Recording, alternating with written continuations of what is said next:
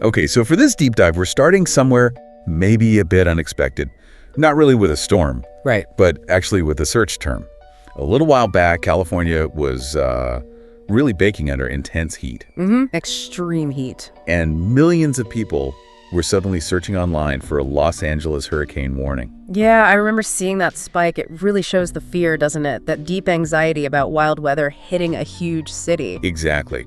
But when you look at the actual conditions, the heat, the really dry landscape, the hills and canyons, Topography. the threat that's truly acute and potentially catastrophic coming out of those wildfires, it isn't a hurricane at all. No, it's something much rarer and frankly scarier in that context. The fire tornado, Yeah. or the Fire Whirl, as it's also known. That's it. This thing, it's purely a product of localized fire chaos. It moved incredibly fast. Faster than any crew on the ground. Burns way hotter than Yeah. the main fire, and, well, up until now, it's been basically impossible to predict. And that's precisely why we're digging into this today.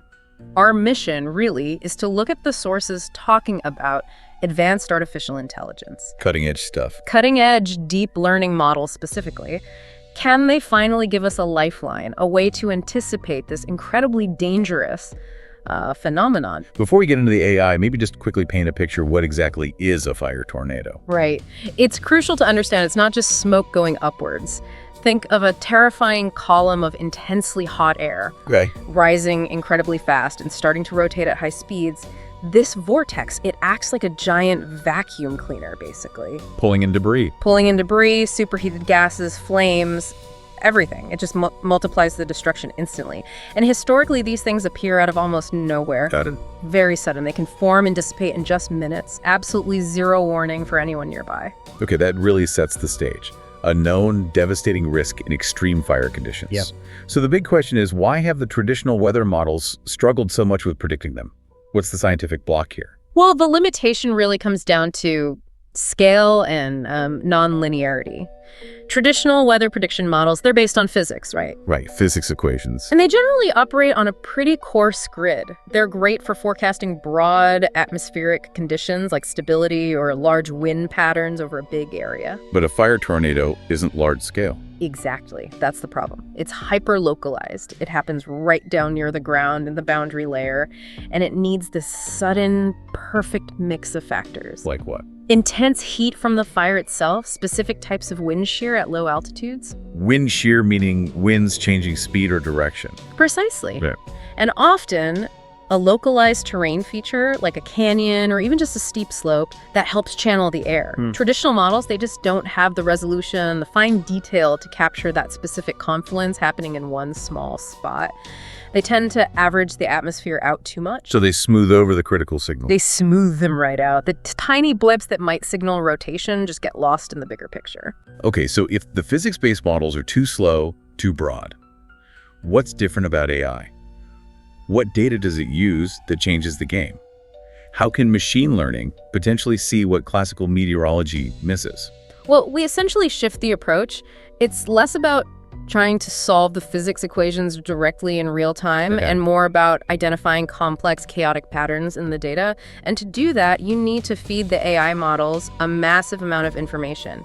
Multimodal data. Terabytes, you mentioned. Terabytes, yeah. We're talking satellite imagery, thermal data, ground sensor readings. So it's still using some traditional variables, but adding more. Yes, the traditional variables are in there, but the key is integrating high-resolution, very specific data sets. Things like LiDAR scans of the terrain. Down to the centimeter? Down to centimeter-level detail. Thermal satellite images showing tiny variations in heat across the fire line.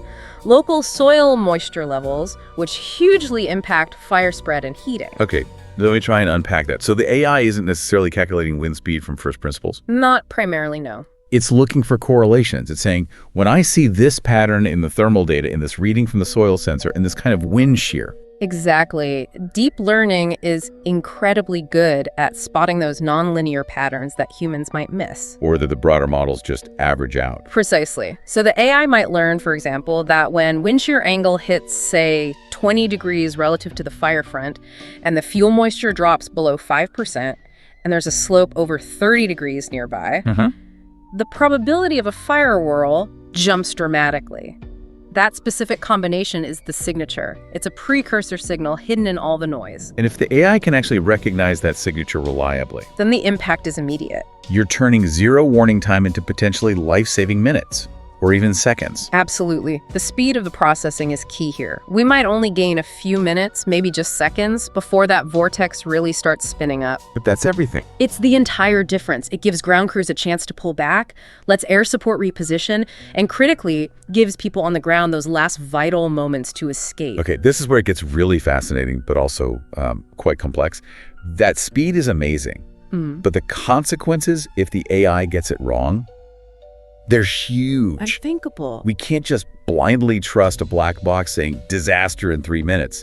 So we need to talk about the stakes of failure. What happens if the prediction is wrong? And there are two ways it can be wrong, right? Both with really serious operational costs. You've got the false positive and the false negative. Okay, walk us through that false positive first. So a false positive.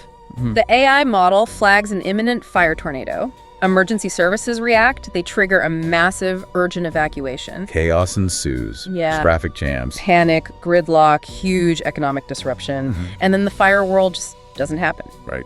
The big danger there, beyond the immediate cost, is that you erode public trust. If the system cries wolf too often... People stop listening. Exactly. And the next alert might be the real one. And the false negative? Yeah. That's obviously much worse. That's the nightmare scenario. Yeah. The system fails to predict a fire whirl that does actually form. That means sudden, catastrophic loss of life, loss of property. With no warning at all. Zero warning. And potentially zero accountability for why the warning failed. Given those stakes, how do you even put a system like this into operation? How do you build trust? Yeah, how do you trust it? Well, the sources are pretty clear on this. You simply cannot deploy this kind of high-stakes AI unless it's built on what's called explainable AI. Explainable AI, meaning it can tell you why it made the prediction. Precisely. It's not enough to get a prediction like 95% probability of fire whirl. That's not actionable on its own. You need the because. You need the because. The system has to be able to show its work. It needs to provide, say, a feature importance map. So the commanders can see. Emergency commanders need to see why the confidence level jumped. For instance, confidence increased from 30% to 98% because local wind shear went up by 7 knots, and thermal sensor data showed a spike in sector delta 4. That allows a quick human check. A rapid validation by human experts who understand the fire ground. They can sanity check the inputs before ordering a hugely disruptive high-risk evacuation. It's that essential bridge between the machine's speed and the human need for operational trust. That makes complete sense. Okay. Okay, so let's say we have that validated warning. We have that crucial minute or two. Now we shift from prediction to actually managing the chaos in real time. How does AI help during the crisis? This is where autonomous systems, especially drones, come into play heavily in the sources we looked at. And we're talking beyond just simple observation drones. Right, not just eyes in the sky. No, these are sophisticated AI-powered drones. They're essentially self-navigating platforms for real-time mapping and logistics for suppression efforts. So when the AI predicts where the whirl might form, The drone systems can be instantly rerouted. They swarm the predicted area using visual and thermal feeds to create a persistent, high-res map of the fire edge. They pinpoint the exact spot where the vortex starts forming. and crucially, identify danger zones. Critically, yes, they define the immediate no-go zone for human crews on the ground. Keeping firefighters safe is paramount. What about actually fighting the fire whirl itself? Can the drones do anything? In the more advanced concepts discussed, yes, they become active agents.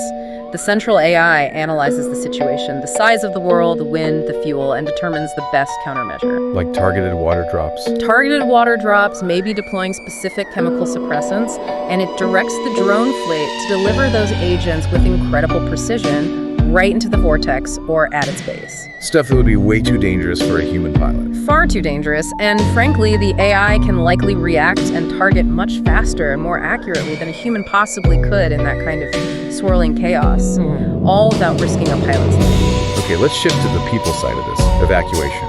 Getting potentially thousands of people out safely when fire is moving unpredictably, that's incredibly hard. Static evacuation routes might become useless fast. Oh, absolutely. That's the huge challenge in what they call the wildland-urban interface. where homes meet wild areas. Evacuation needs an AI that isn't just looking at a map, but is constantly crunching real-time data. Traffic flow? Fire speed, real-time traffic data from sensors, and maybe even connected cars, the fire's current spread velocity and direction, which roads are open, which are blocked by smoke or flames. The system has to constantly recalculate the safest and fastest ways out. Dynamic. And it can act on that information. Yes, this involves the AI potentially taking direct control of some city infrastructure.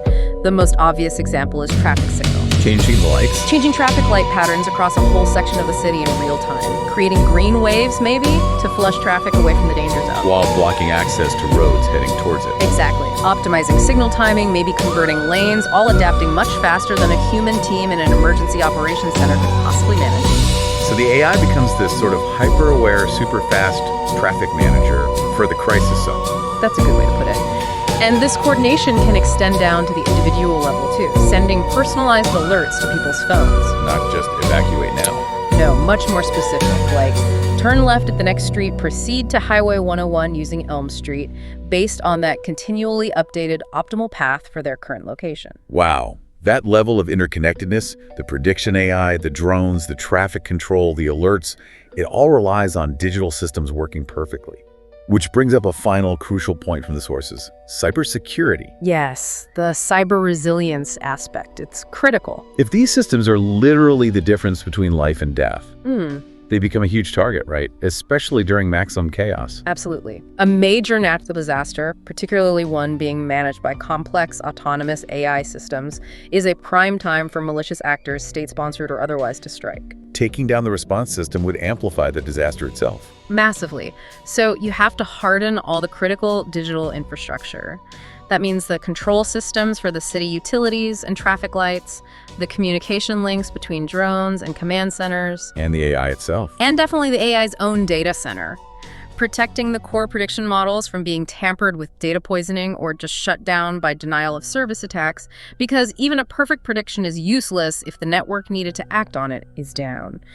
We live in the physical world, but increasingly we're protected by the digital one. This whole deep dive, it really paints a picture, doesn't it? Yeah. The fire tornado threat, this incredibly fast, localized chaos.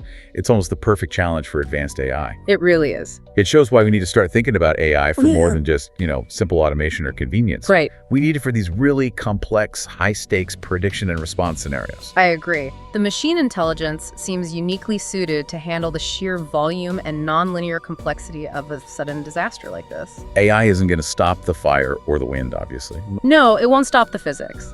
But by rapidly processing all that disparate data, by coordinating an autonomous response in real time, it gives us the most valuable thing possible in a crisis. Time.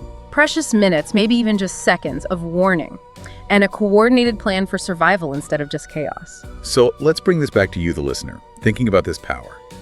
If you could task an advanced AI with making just one prediction about any potential global threat, doesn't have to be fire, where that split-second warning could change everything. What would you ask it to foresee first? What imminent danger would you want that AI focused on? That's a big question. It is. And here's one more thought to maybe wrestle with on your own. We talked about explainable AI being crucial for trust. But speed is also life in these scenarios. So imagine a choice. An AI prediction that's 99% accurate but gives you an answer in 3 seconds, only it's, say, 50% explainable. You don't fully know why. Versus maybe a prediction that takes 30 seconds, so slower, but it's 100% explainable. You know exactly why the AI thinks what it thinks. In a situation where seconds count, how much uncertainty or lack of explanation is society willing to accept for that extra speed? What's that trade-off look like when lives are on the line?